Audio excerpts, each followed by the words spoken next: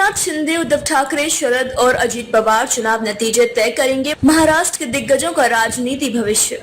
देश के दूसरे राज्यों की तुलना में महाराष्ट्र की राजनीति एक अलग ही प्रवाह में बह रही है। जितनी राजनीतिक टूट फूट महाराष्ट्र में हुई, उतनी देश के किसी भी राज्य में नहीं हुई। इसलिए यहाँ के नतीजों पर देश भर की नजरें टिकी हैं।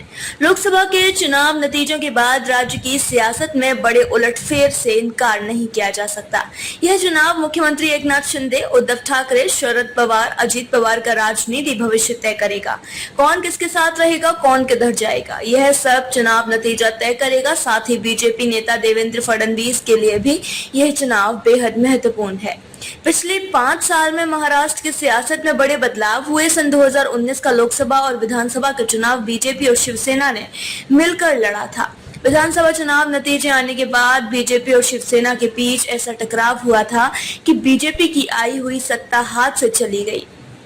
शिवसेना ने कांग्रेस और एनसीपी के साथ हाथ मिला लिया और उद्धव ठाकरे मुख्यमंत्री बन गए, लेकिन उनकी कुर्सी लंबे समय तक नहीं टिकी रही। उनकी ही पार्टी में बगावत हो गई। फिर सूरत से गुवाहाटी और गोवा तक शिंदे सेना के विधायक सफर कराए। ऐसे होते गए 2 फाड़, शिवसेना के 2 फाड़ हो गए और साल 2022 में मुख्यमंत्री के रूप में एकनाथ शिंदे सामने आए। ठीक 1 साल बाद 2023 में शरद पवार की पार्टी एनसीपी में भी बगावत हो गई। शरद पवार के भतीजे अजीत पवार ने चाचा से एनसीपी हत्या ली। साथ ही उनके परिवार में भी बिखराव हुआ।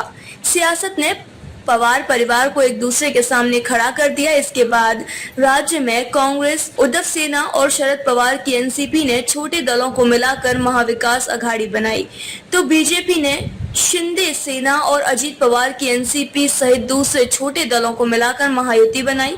लोकसभा चुनाव के सीट बंटवारे में महायुति और महाविकास अघाड़ी के घटक दलों में खूब माथापच्ची करनी पड़ी।